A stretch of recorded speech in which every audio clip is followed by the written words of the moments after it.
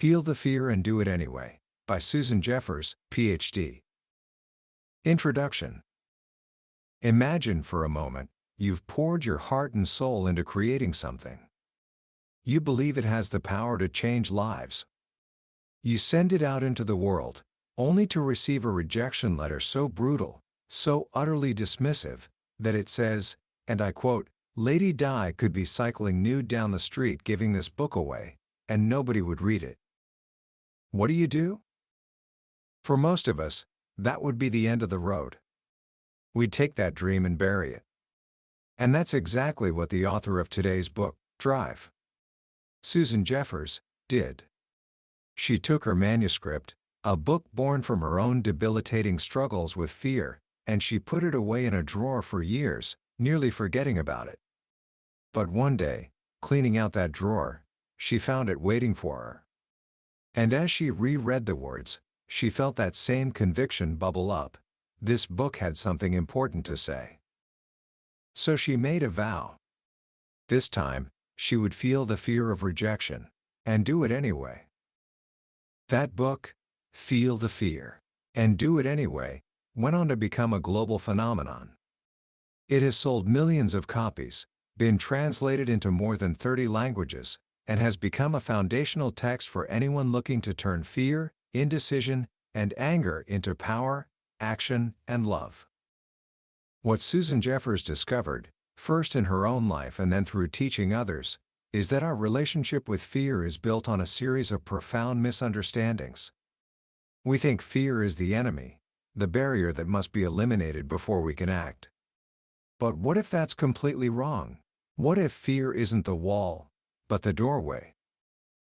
Today, we are going to walk through that doorway together. By the time we're done, you will understand the single, universal fear that lies beneath every other fear you have. More importantly, you'll be armed with a set of powerful, yet simple truths that can transform fear from a source of paralysis into a source of energy and excitement.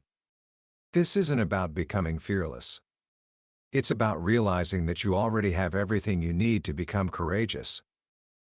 Book summary. Every single one of us has a list. A list of fears. For some, it's the fear of public speaking, of making a decision, or of being alone. For others, it's the fear of changing jobs, ending a relationship, aging, or failure. The list goes on and on. And for most of us, it feels like a lonely battle. We look around and see others moving forward, seemingly without a care in the world, and we wonder, what's wrong with me? Susan Jeffers began her journey with that very same question. Even with a doctorate in psychology, she found herself paralyzed by fear, held captive by a little voice in her head that was constantly whispering, "Don't take a chance. You might make a mistake. Boy, will you be sorry?" One day, looking at her tear-stained face in the mirror, something inside her snapped. She shouted, "Enough!" until she had no voice left. And in the silence that followed, she felt a strange sense of calm. She realized she was not going to let fear run her life anymore. That moment began a journey of discovery, a quest to understand the true nature of fear, not as a psychological problem, but as an educational one. She believed that if she could re-educate her own mind, she could teach anyone to do the same. Her first major discovery was that fear isn't as complicated as we make it out to be. She realized that all our fears can be broken down into 3 levels. Level 1 is the surface fear. These are the things we tell ourselves we're afraid of. They fall into 2 categories: fears of things that happen to us, like aging, illness, or being alone, and fears that require us to take action, like changing careers, making friends, or public speaking. This is the level we're all familiar with.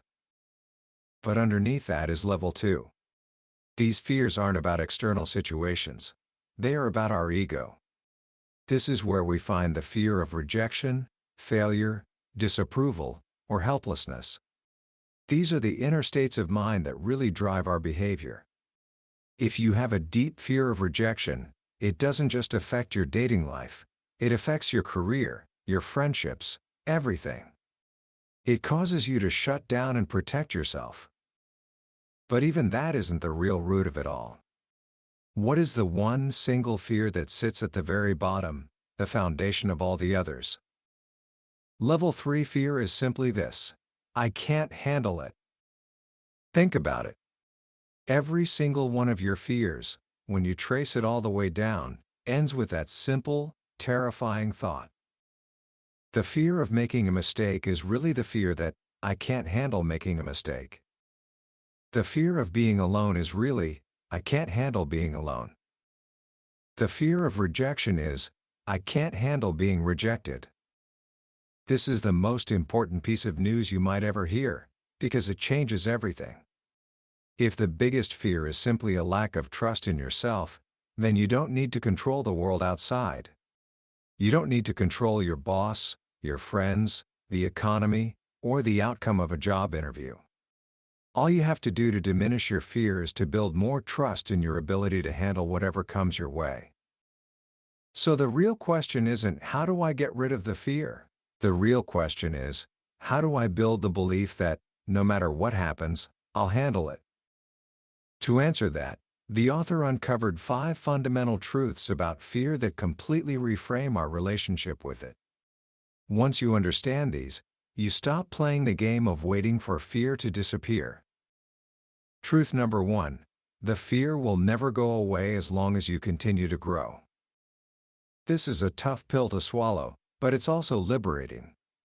So many of us play the when/then game: when I'm not so scared, then I'll apply for that job. Or when I feel more confident, then I'll start my own business.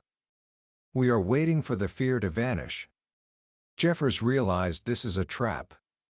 Fear is not a sign that we're doing something wrong. It's a sign that we're pushing our boundaries, stepping into unfamiliar territory. As long as you are stretching your capabilities and taking new risks, you are going to feel fear. So stop trying to get rid of it. It's part of the package of a growing, expanding life. Truth number 2: the only way to get rid of the fear of doing something is to go out and do it. This might sound like a contradiction to the first truth, but it isn't. While the general feeling of fear will always be there when you grow, the specific fear of a particular situation dissolves once you confront it. The doing comes before the fear goes away.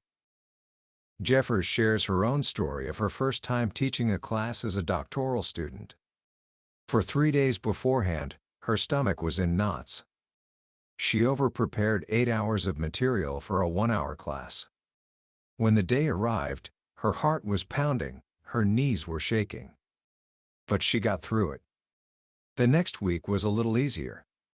By the 6th week, she was actually looking forward to it. One day, walking to that same classroom, she realized the fear was gone. It had been replaced by anticipation. She had to feel the fear and do it anyway, and as a result, the fear of teaching disappeared. Truth number 3: the only way to feel better about yourself is to go out and do it. Just like we wait for fear to go away, we also wait to build up our self-esteem before we take action. We think, when I feel better about myself, then I'll be able to handle that challenge. But Jeffers discovered it's the other way around. Self-confidence isn't something you can just think your way into. It's built on the bricks of accomplishment. Pushing through fear and making something happen is what builds your self-worth. The action comes before the good feeling. Every time you master something you were afraid of, you don't just lose the fear, you gain a deep, authentic sense of your own capability. Truth number 4: not only are you going to experience fear whenever you're on unfamiliar territory, but so is everyone else. This was a huge relief for Jeffers, as it is for all of us. You are not alone. Those people you admire, the ones who seem so confident and fearless, they feel it too. She tells the story of Ed Koch, the famously bold mayor of New York City, who had to learn a tap dance routine for a publicity event. His teacher reported that the mayor was scared to death. A man who faced down angry crowds was terrified of a simple dance step.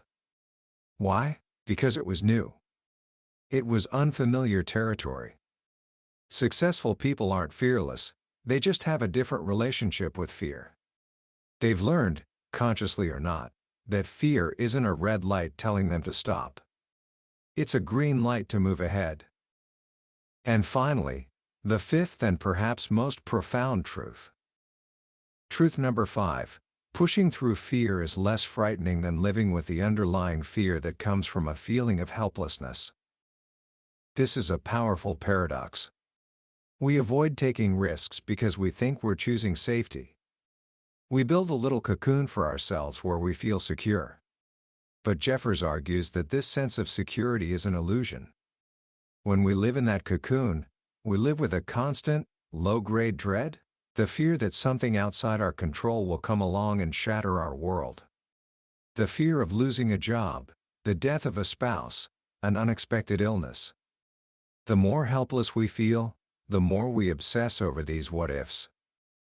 She tells the story of Janice, a housewife who had spent her life being taken care of by her successful husband.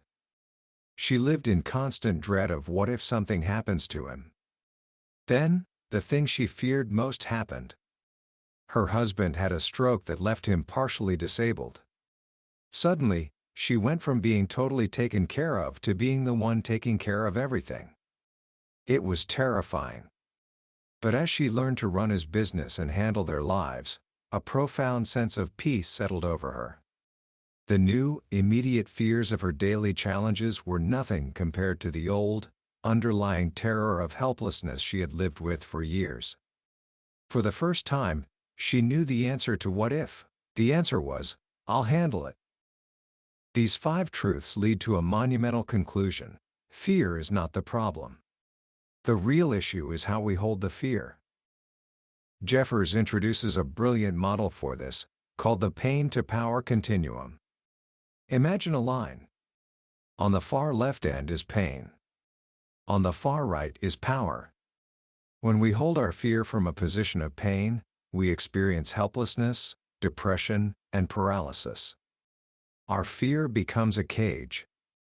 But when we hold that same fear from a position of power, we experience choice, energy, and action.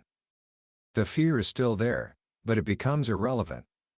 It's just background noise while we move forward. The secret to handling fear, then, is to learn how to move yourself from the pain side of the continuum to the power side. How do we do that? By changing our thoughts, our words, and our actions. First, we change our vocabulary.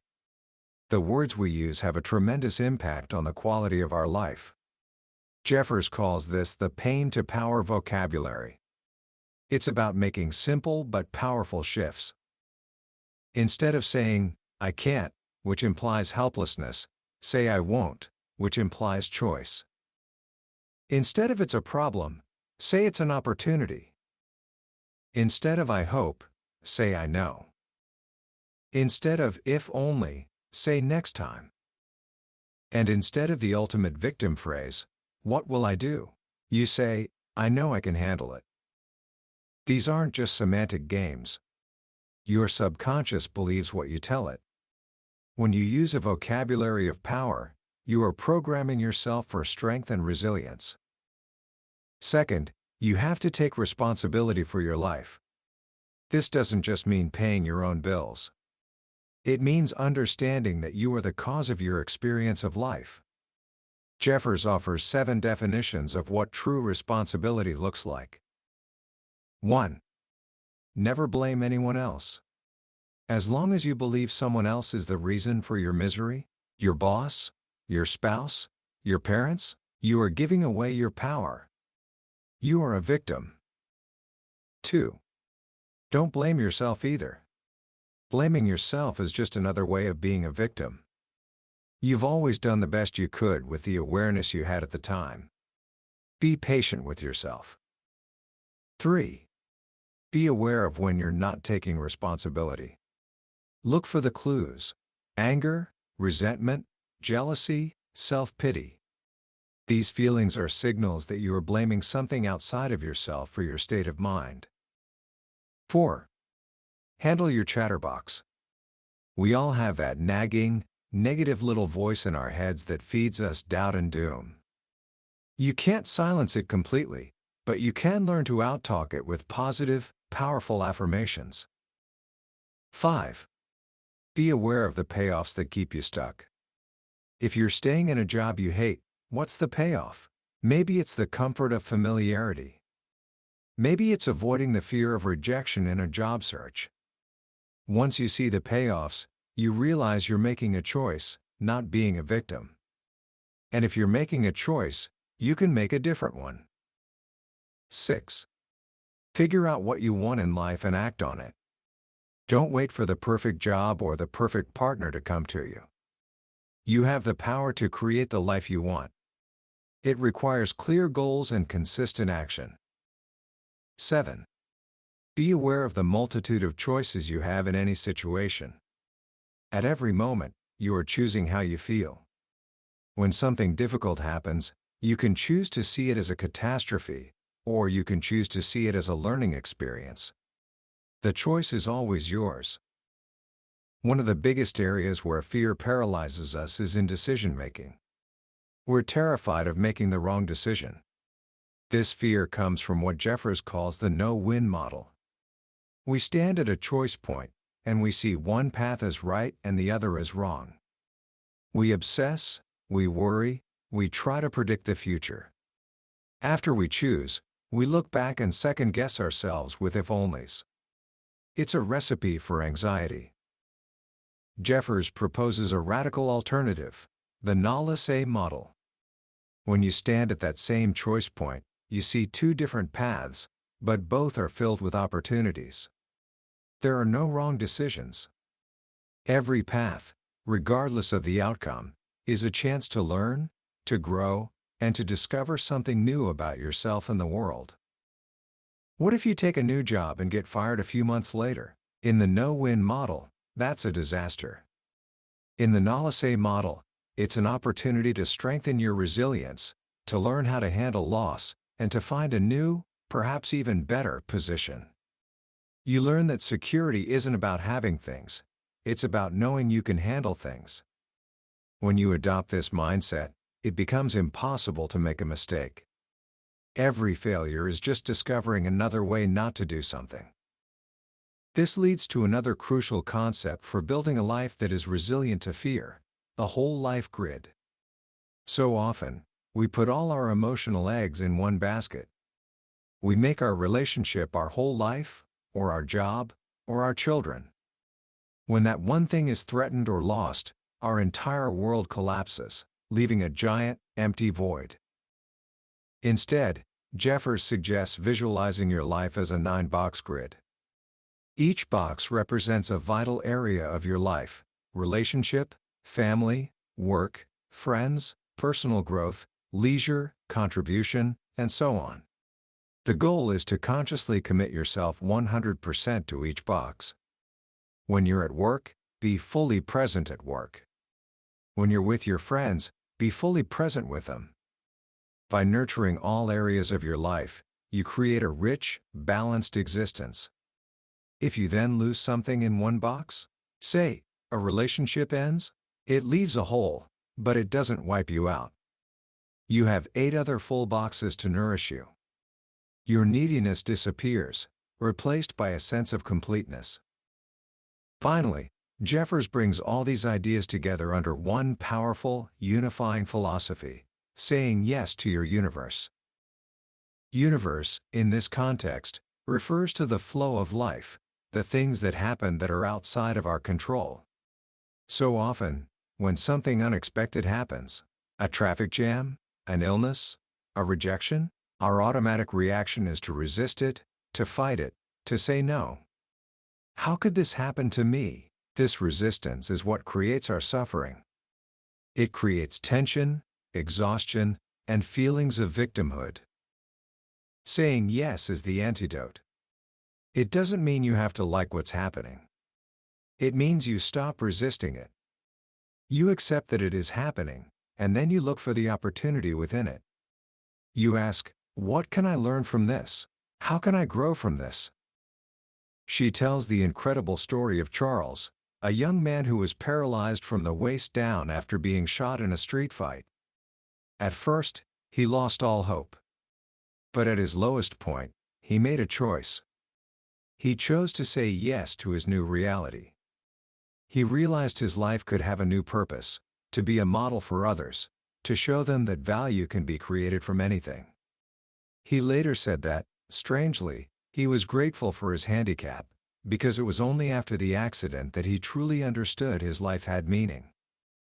Saying yes is about choosing to find the gift in every experience. It is the ultimate act of taking responsibility, and it connects us to a deeper, more powerful part of ourselves. Jeffers calls this the higher self. She presents a simple model of our inner world. We have the negative, fearful, needy voice of the chatterbox, and we have the loving, kind, joyful, and abundant voice of the higher self. Our conscious mind can choose which one to listen to. When we listen to the chatterbox, we feel weak, helpless, and afraid.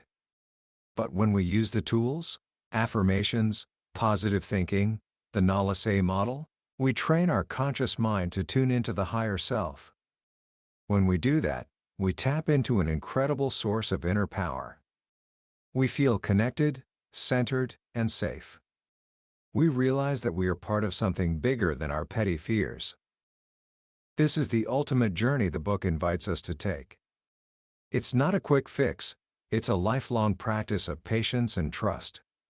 It's the process of becoming what she calls real, like the Velveteen Rabbit in the classic children's story. It's a journey that can sometimes hurt, a process that takes a long time. But in the end, it's the only journey that matters, the journey from pain to power, from fear to love. Commentary. What makes Feel the Fear, and Do It Anyway so enduring, decades after it was first written? I believe it's because it addresses the most fundamental human struggle with a message of profound simplicity and empowerment. Fear is not a monster to be slain, it is a companion to be understood. The most powerful lesson in this book, for me, is the radical shift from trying to eliminate fear to building the confidence to handle it. The mantra, "Whatever happens, I'll handle it," is perhaps one of the most powerful affirmations you can ever adopt. It is the bedrock of true self-confidence. It doesn't promise that things will always go your way. It promises something far more valuable, that you will be okay even when they don't. This idea single-handedly moves you from being a passenger in your life, hoping for a smooth ride, to being the pilot, capable of navigating any storm. Jeffers' work is a beautiful reminder that personal growth is not about arriving at a destination where all problems cease to exist. It is about the climb itself. As she beautifully puts it, life is like climbing a mountain. The journey is tough, but with every step up, the view becomes more expansive, more beautiful. The little struggles below begin to fade as you see the bigger picture. If you're ready to start that climb, here are a few simple but powerful actions you can take today, inspired by the wisdom of this book. First, identify your own level 3 fear. Over the next 24 hours, whenever you feel a pang of anxiety or a moment of hesitation, ask yourself, what am I really afraid of here? Trace it down. Are you afraid of what someone will think? Of making a fool of yourself? And beneath that, is the real fear just, I won't be able to handle the outcome? Simply becoming aware of this root fear is the first and most crucial step in taking away its power. Second, practice one pain to power vocabulary shift. For just one day, make a conscious effort to replace a single word. Instead of saying I can't, catch yourself and say I won't. Or when you face a challenge, instead of thinking, this is a problem, consciously reframe it as, this is an opportunity. This small shift can have a remarkable effect on your mindset and your energy. And third, take one small risk. Jeffers urged her students to take a risk a day. It doesn't have to be monumental. It can be as simple as speaking up in a meeting when you normally wouldn't, calling someone you've been wanting to connect with, or trying an activity you've been curious about but afraid to start. The point is to intentionally step outside your comfort zone, even just by an inch, and prove to yourself that you can. Each small act of courage builds the muscle you need for the bigger challenges ahead. That was a summary of Feel the Fear, and Do It Anyway by Susan Jeffers. We've explored the core ideas today, but I'll be honest with you, a summary is like looking at a photograph of a magnificent landscape. It can show you the beauty, but it can't make you feel the sun on your skin or the wind in your hair. The real magic happens when you immerse yourself in the book. It's in the quiet moments, when a particular story or a simple phrase resonates with you in a way you didn't expect. This summary is designed to help you decide if this book is worth your time. If anything we've discussed today has sparked something in you, I encourage you to grab a copy. Reading it isn't just about learning. It's an experience that can genuinely change the way you see yourself and the world around you. You can find a link to the book in the description below. Also, if you found this summary valuable, please take a moment to like this video and subscribe to the channel. That way, you won't miss our next journey into another life-changing book from the billionaire's bookshelf. Let's keep learning and growing together.